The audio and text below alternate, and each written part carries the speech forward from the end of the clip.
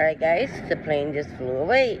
Alright, we're gonna keep talking about Desoxyn, which is methamphetamine treatment for ADHD, not a street drug. So the brain mechanism difference, like I talked last week, the methylphenidate blocks the DAT and NET, which means that it blocks the reuptake of dopamine to stay longer in your synapse. Often described as increase in the brain's signal-to-noise ratio, especially in the prefrontal cortex. However, compared to Desoxyn or methamphetamine, it enters the dopamine and norepinephrine neurons and promotes the release of these neurotransmitters. So it's like levodopa, which is a prodrug for Parkinson's. Like I said, it releases dopamine. It actually increases it. Produces a stronger dopamine surge, especially in the reward pathway for ADHD. So some people ask, what is stronger? It really depends on your goal. For ADHD symptom control, many people reason very well to methylphenidate or respond very well to methylphenidate because it improves the attention without excessive stimulation. Desoxyn has a more powerful stimulant effect per milligram, but this is not is one reason it is used much less often because of the risk of addiction as well as reliance. Typical clinical approach. Doctors usually try methylphenidate first, such as consider bifenthrin, which is another story actually. Bifenthrin also is a methylphenidate, but the kick of the bifenthrin can be comparable to Desoxyn. So that causes some people to actually want crave for it. So when I was on bifenthrin, I didn't like it because when it kicked in, I can feel it, and the next day I want that kick, and I didn't like it. So obviously went back to regular immediate release methylphenidate. So how ADHD stimulants can affect someone with both ADHD and PTSD? Well, ADHD symptoms involve problems with attention control, impulse regulation, as well as emotional dysregulation. Stimulants such as methylphenidate increases dopamine and norepinephrine signaling in the brain networks involved in the focus self-control. It calms me down when I have a panic attack because of what's happening to me.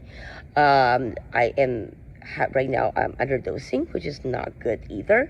But for the purpose of what's going on with my life, I have to reduce my anxiety, and my methylphenidate 10 milligram immediate release does the job. PTSD symptom involves in overactive threat system, which is what I have, hypervigilance, exaggerated stress response, intrusive memories, and sleep disturbance.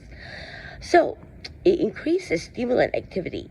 It can either help better concentration, for organization, for emotional control for sure, and reduce the ADHD chaos. However, the hurt part is increase in anxiety for some people, physical attention, irritability, insomnia, and a sense of being alert all the time. You have to find the right dosage.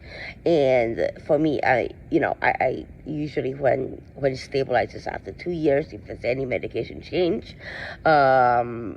it takes me, maybe like a month or two to find the most proper dosage for it. However, my medication hasn't changed. It's just my situation had changed, and that is nothing that really relates to this video.